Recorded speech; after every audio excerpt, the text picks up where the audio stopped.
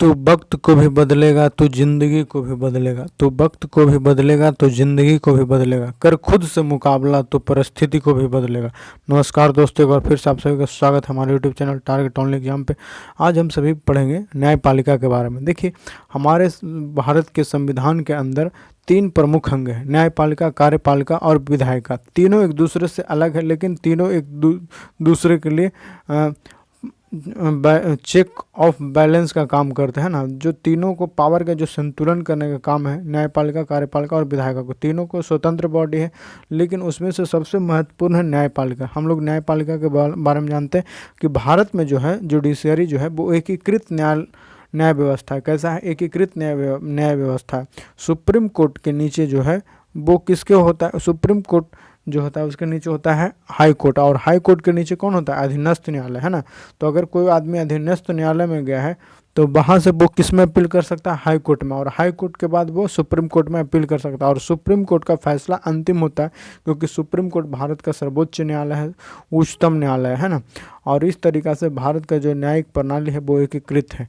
न्यायपालिका की एक प्रणाली भारत सरकार अधिनियम 1935 से ली गई है। तो न्यायपालिका की जो एकल प्रणाली है जो कहाँ से लिया गया? भारत सरकार अधिनियम 1935 से ली गई थी।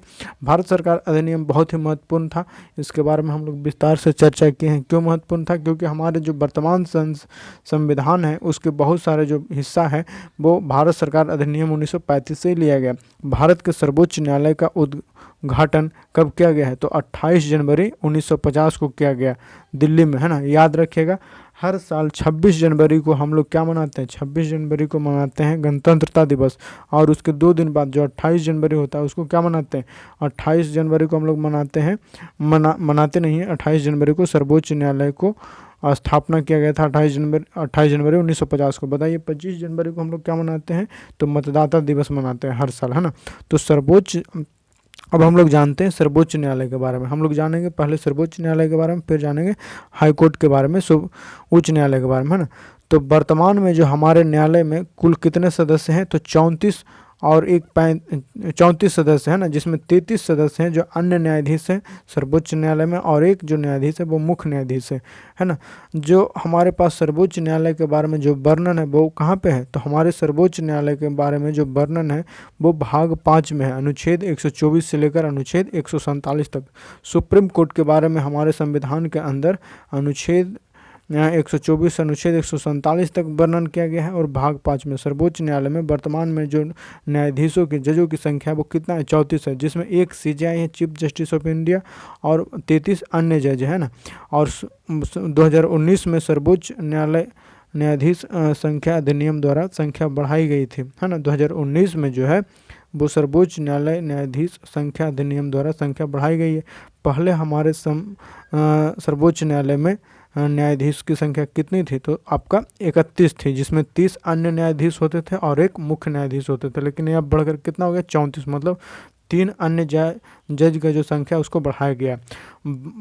प्रारंभ में न्यायाधीश की संख्या जो थी वो 7 थी, जो 1950 में जब 28 जनवरी 1950 को उद्घाटन हुआ हमारे सुप्रीम कोर्ट का, तो उस समय 7 जज थे। संसद में उच्चतम न्यायालय न्यायाधीश संख्या अधिनियम 1956 के द्वारा इस 7 से बढ़ा दिया गया, है ना। 7 से बढ़ाकर 11 किया गया, फिर 1960 में बढ़ाकर 14 किया गया, फिर 1978 में 14 से 78 किया गया, 1986 में 18 से 26 किया गया, फिर 2008 में 26 से 31 किया गया, तथा 2019 में बढ़ाकर न्यायाधीशों की संख्या 31 से 34 कर दी गई।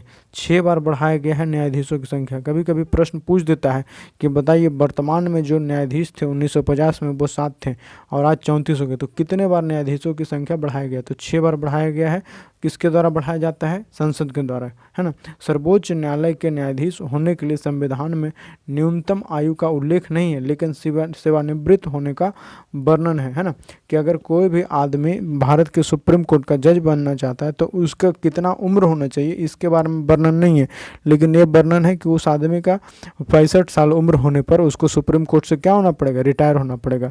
अगर कोई जज जो है वो अपना रिटायरमेंट के पहले न्यायालय इस्तीफा देंगे, त्यागपत्र देंगे तो किसको देंगे? राष्ट्रपति को देंगे। संसद के दोनों सदनों विशेष बहुमत द्वारा न्यायाधीश को हटा सकता है। कौन से प्रक्रिया के आधार पर, है ना?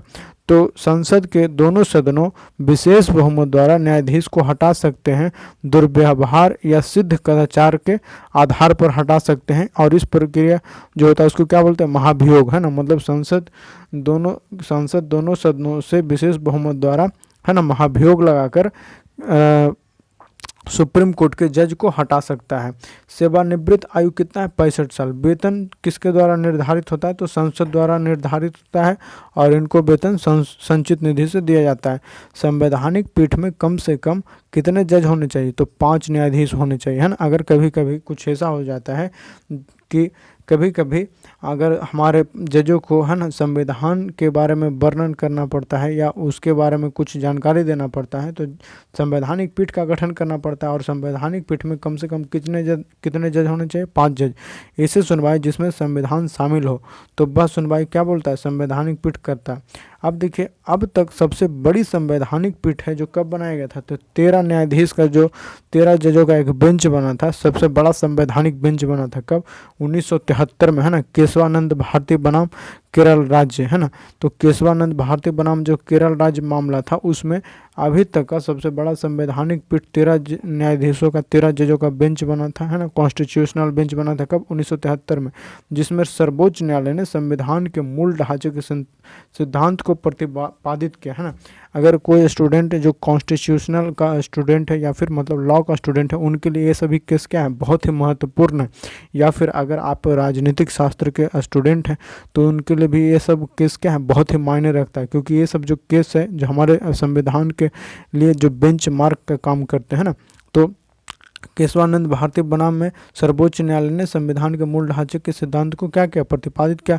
संविधान का संरक्षक किसको बोला जाता है? तो संविधान का संरक्षक जो बोला जाता है वो सर्वोच्च न्यायालय को बोला जाता है। कि अगर कभी भी हमारा पार्लियामेंट या फिर कोई स्टेट गवर्नमेंट कुछ इस तरीका का कानून बना दे जो हमारे संविधान से बाहर का हो, असंवैधानिक हो, तो उसके बारे में व्याख्या करने का अधिकार किसको? सर्वोच्च न्यायालय को। इसीलिए सर्वोच्च न्यायालय को संविधान का संरक्षक बोलते हैं। अनुच्छेद 124 जो है वह उच्चतम न्यायालय की स्थापना और गठन से संबंधित है ना। अनुच्छेद 124 किससे संबंधित है? सुप्रीम कोर्ट की स्थापना और उसके गठन से। भारत का एक उच्चतम न्यायालय होगा जो भारत के मुख्य न्यायाधीश, और जब तक संसद विधि द्वारा अधिक संख्या चिन्हित नहीं करती है अन्य न्यायाधीश के लिए, इनकी संख्या संसद द्वारा निर्धारित किया जाता है ना। राष्ट्रपति अपने हस्ताक्षर और मुद्रा सहित अधिपत्र द्वारा उच्चतम न्यायालय के न्यायाधीश को नियुक्त करेगा, और वह न्यायाधीश तब तक पद धारण करेगा जब तक वह 65 वर्ष की आयु प्राप्त नहीं कर लेता, है ना। तो इनको नियुक्त कौन करते हैं? राष्ट्रपति करते हैं, है ना, राष्ट्रपति। उसके बाद है कोई व्यक्ति उच्चतम न्यायालय सुप्रीम कोर्ट के जज के रूप में नियुक्ति के लिए तभी पात्र होगा जब वह भारत का नागरिक होगा। क्या होना चाहिए? सबसे पहले भारत का नागरिक होना चाहिए, और किसी अन्य हाई कोर्ट या ऐसे 2 या 2 से अधिक कोर्ट में लगातार कम से कम 5 वर्ष तक न्यायाधीश रहा हो, है ना। किसी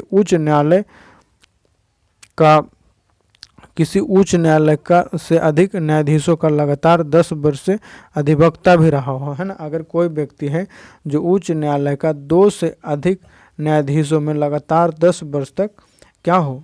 वकील रहा हो, तो वो व्यक्ति भी भारत के सुप्रीम कोर्ट में जज बनने के योग्यता या पात्रता रखता है। राष्ट्रपति की राय में पारंगत विधि वक्ता होता है ना। राष्ट्रपति की कौन होता है? राय में पारंगत विधि वक्ता होना चाहिए। उसके बाद होना चाहिए मतलब कानून का अच्छा जानकार होना चाहिए। उच्चतम न्यायालय के किसी न्यायाधीश को उसके पद से हटाया जाएगा, ये कहाँ से प्रक्रिया लिया गया है? तो यूनाइटेड स्टेट्स ऑफ अमेरिका से लिया गया है ना।